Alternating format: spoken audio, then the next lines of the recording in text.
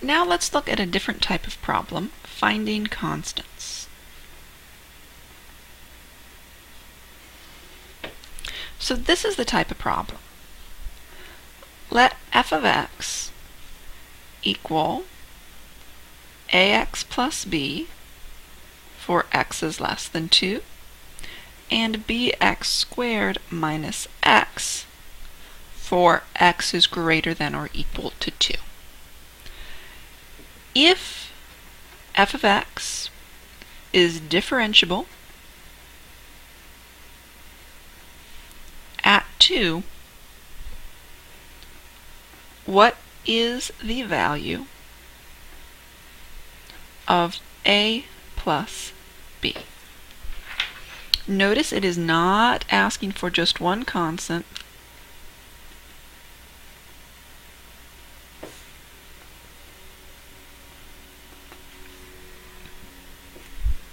It's asking us to find the value of both constants and add them up. So the key thing is that we are told that f of x is differentiable. That means we can do the same thing that we were just doing. Continuous,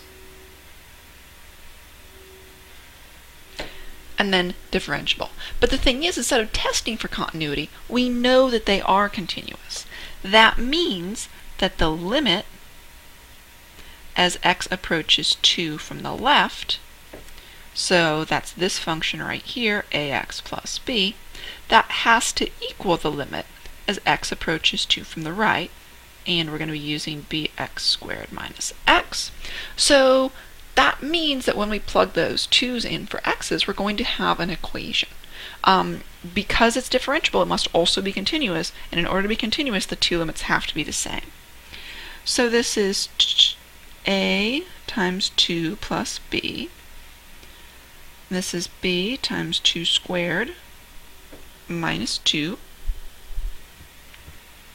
So 2a plus b equals 4b minus 2. And right now we don't have enough information, because we only have one equation, to solve for two unknowns. However, if we have two equations and two unknowns, we can solve just fine. And we can get our second equation from differentiability.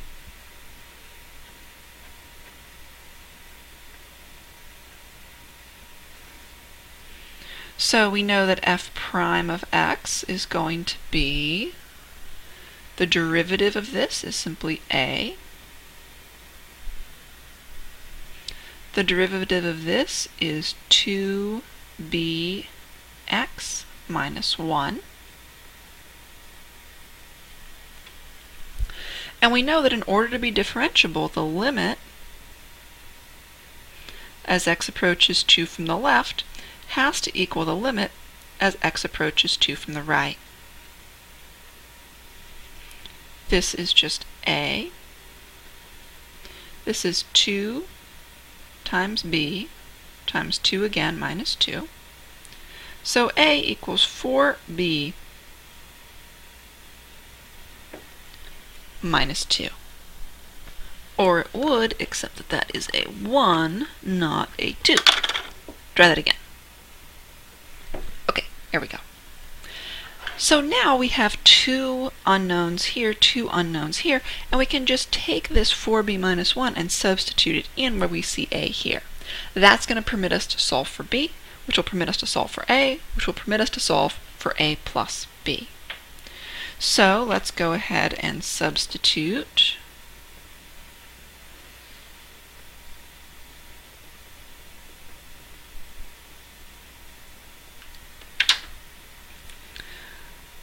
So we've got 2, 4b minus 1 plus b equals 4b minus 2. So that's 8b minus 2 plus b equals 4b minus 2. Gather all our b's on one side, so 8b plus b is 9b, 9b minus 4b is 5b. Add 2 to both sides, that's 0, divide by 5, so b equals 0. Okay, now we can plug that back into this.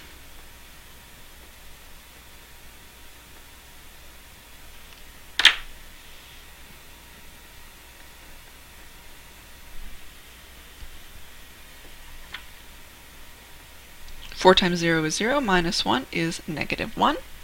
So we found b, we found a. Now remember, we're asked for a plus b, which equals negative 1 plus 0, which equals negative 1. Make sure you find what you're asked for. In this case, it's the same as a, but frequently it won't be. Let's give you a check for understanding problem in order to, check your understanding of this one. So please write down this problem. Let f of x equals cx cubed plus d if x is less than 1, x squared minus cx if x is greater than or equal to 1. If f of x is differentiable at x equals 1, what is the value of c minus d? Again, remember what you're solving for.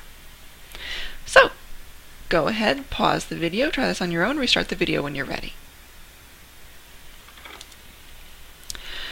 Okay, let's look at the answer to this one.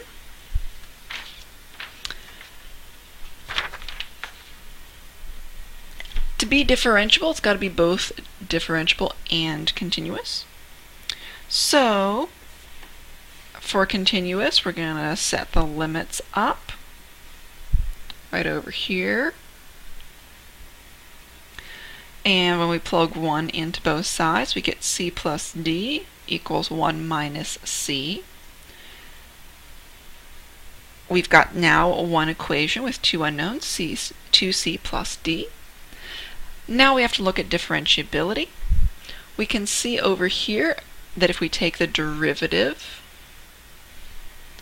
3cx squared, 2x minus c.